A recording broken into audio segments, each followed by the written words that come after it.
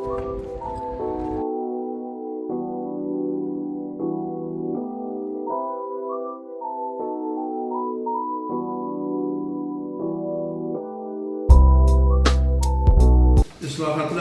yo'lida deb nomlangan suhbatlarimizni yana ajoyib kasb egalari, shifokorlar bilan davom ettiramiz.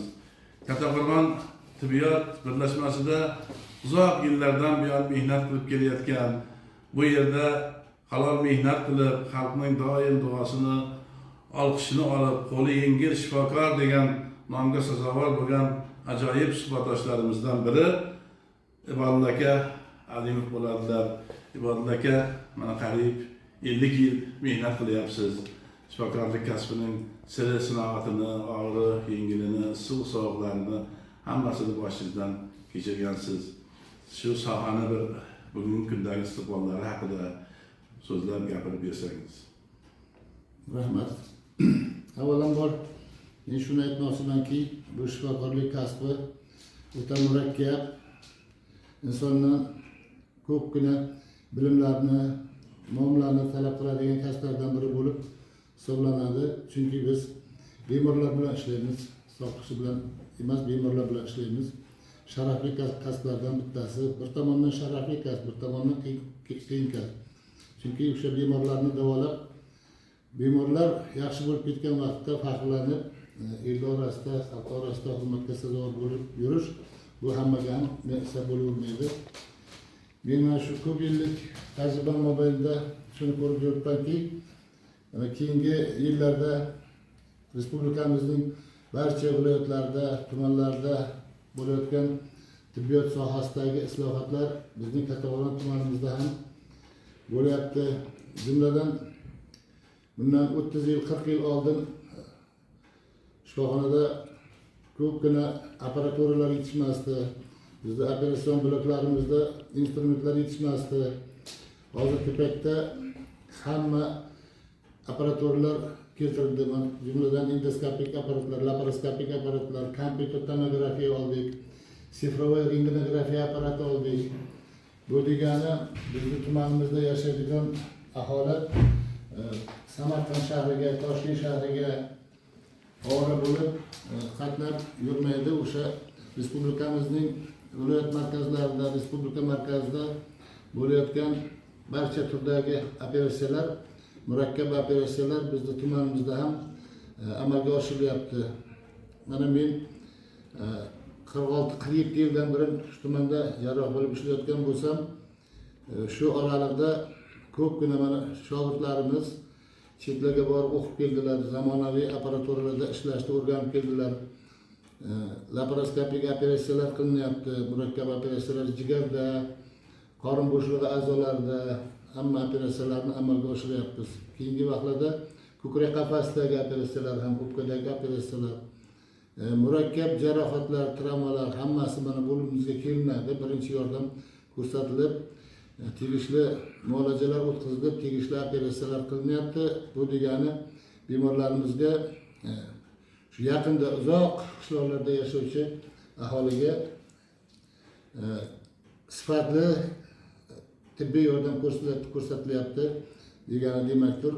Buning uchun men shu avvalo tumanimizni bosh vrachiga, tuman hokimi, viloyat hokimi, sog'liqni saqlash boshqarmasi, qolaversa mana prezidentimizga katta rahmat deyman.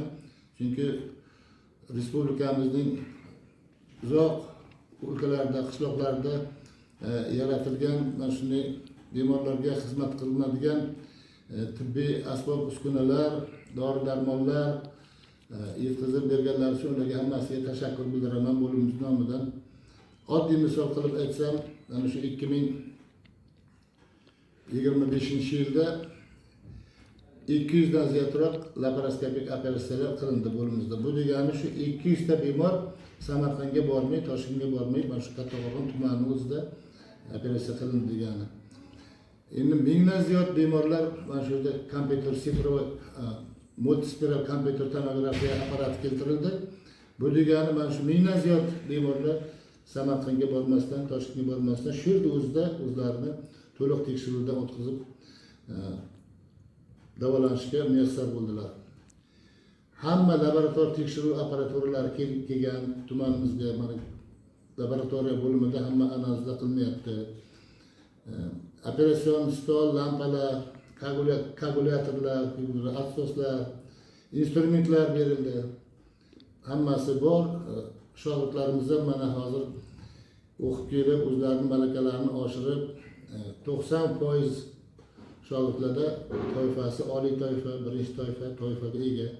Qolgan bir 10%lari ham hozir yana o'qishga borib, malakalarini oshirib kelishga tayyorgarlik ko'rib yuribdilar. Buning uchun hamma rahbariyatga, Sog'liqni saqlash boshqarmasiga, prezidentimizga, Sog'liqni saqlash vazirligiga o'zimni minnatdorchiligimni bildiraman. Men agar imkoniyat bo'lganda edi, yana qaytadan yosh bo'lsam, yana ko'p yillar shu vatanimizga tibbiyot sohasida ishlab berishga harakat qilardim. Chunki bunaqa sharoitda ishlash hammaga baxt. Assalomu alaykum. Men Kattaqo'rg'on tibbiyot birlashmasida nevraj neonatolog bo'lib ishlayman. 43 yillik mehnat faoliyatiga egaman. Biz mana hozir prezidentimiz tashabbusi bilan 2030-yil ishonch dasturi orqali juda ko'p yangi apparatlar oldik. Bu kelajak avlodimizni sog'ligini ta'minlashga katta xizmat ko'rsatmoqda. Ko'yizlar oldik, fototerapiyalar oldik. Shuningdek, tibbiyot birlashmamiz boshlig'i, Sog'liqni saqlash boshqarmasining boshlig'i tashabbusi bilan doimiy oqar kislorod bilan ta'minlandik. Bu davolashimizni 70-80% ga yaxshilab berdi. Ishlash sharoitimiz yaxshi bo'ldi. Bizlar bundan xursandmiz. Prezidentimizga, Sog'liqni saqlash vazirligiga, barchalarga rahmat aytamiz.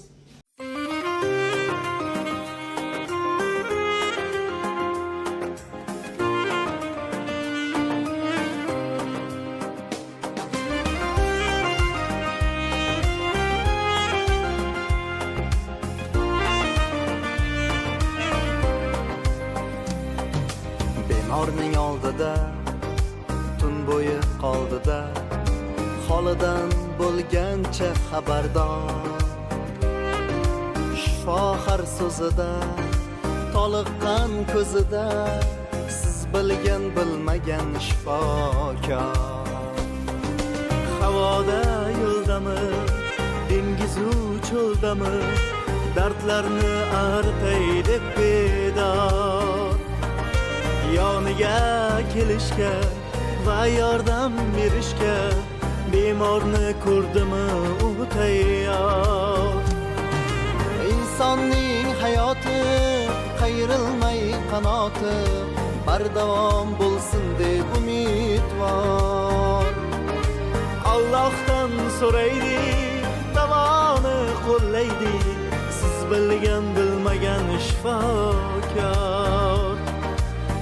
Bilgan bilmagan shifokor.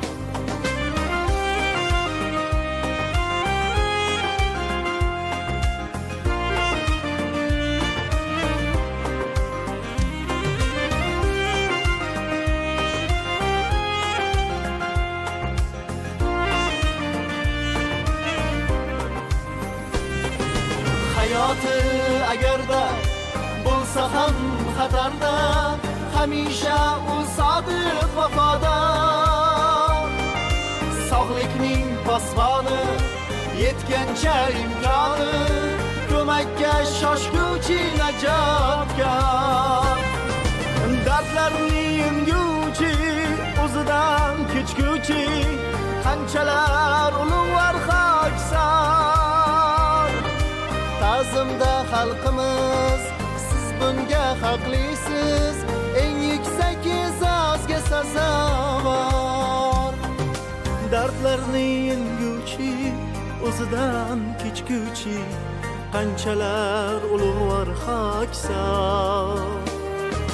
Ta'zimda xalqimiz, siz bunga haqlisiz, eng yuksak e'zozga sazovor. Siz bilgan bilmagan shifokor. Siz bilgan bilmagan shifokor.